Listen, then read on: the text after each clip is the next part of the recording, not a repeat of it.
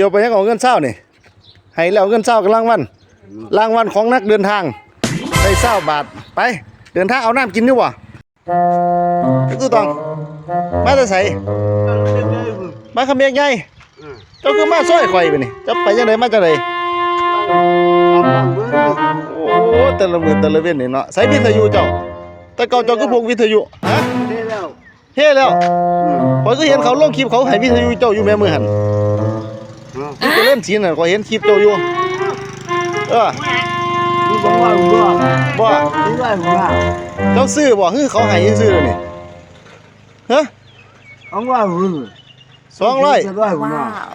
พอเห็นเขาลงคลิปเมื่อน่ะเขาให้เจ้าแม่นอยู่บ่เจ้าไปทิ่มไสเนี่ยมีแล้วฮะเจ้านอนอยู่ไสไปจังไดมาจังไดก็เด้อนี่เจ้าอยู่บ้านโศกอยู่บ่มันพวกกูเนาะพักอยู่บ้านโศกอยู่กับไผอยู่หั่นให้ข่อยซักประวัติเจ้าแน่น้ำบานเจ้ามาเฮียนดูน้ำบานสิมาหยังนี่ซอยเฮียนข่อยนี่มาหยังนี่เจ้าไปยังอันนี้เท่าบ่เงิน20นั่นเจ้าสิขอข่อยฮู้จักอีแล้วว่าเจ้าสิขอเงิน20ข่อยเจ้าไปยังเงิน20คือนุมันรู้คิดนี่นะฮะคือไม่แล้ววิทยุ20 บาทเขาสิขายให้เจ้าบ่ขายเรื่อยเจ้าก็เว้าไปทั่ว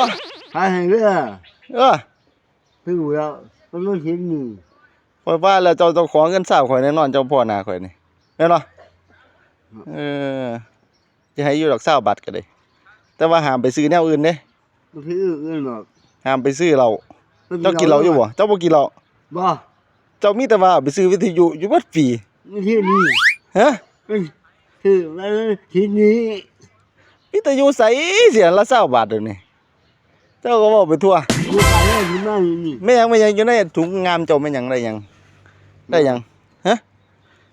ได้หยังในถุงยามมันมีหยังคือพายถุงยามแบตนี่แล้วฮะคือแบตนี่แล้วยามเจ้ากินข้าวกินน้ำเจ้าไปกินใส่ผู้ใดเฮ็ดสู้กินมันเป็นไงพุ่นมันแน่มันนึกว่าอยู่บ้านโศกสรุปแล้วอยู่กับเมียคือบ้านโศกอยู่นี่เป็นน้องเพิ่นเจ้าได้จักปีแล้วตอนปีนี้เจ้าได้จักปี20 ปีแล้วจักแม่นบ่แม่น6 ปีน่ะ60กว่า70แล้วบ่ฮึเจ้า70แล้วละพ่อกับแม่ข่อยจนได้ขายทานหมดแล้วเนาะเจ้ายังอยู่เจ้าก็โพดโทโอ้เจ้าสิมานี่บ่เฮียนนั่นนี่บ่ฮะเอาหน้าพุ่นเอาหน้าพุ่นฮะหน้าพุ่นปล่อยพุ่นแต่เก่าเราไปติดน้ำตู้เพลงเดี๋ยวนี้ก็สิเศร้าไปแล้วเนาะพี่น้องแม่นบ่แต่เก่าไปน้ำหนังเนาะเจ้าเนาะโอ้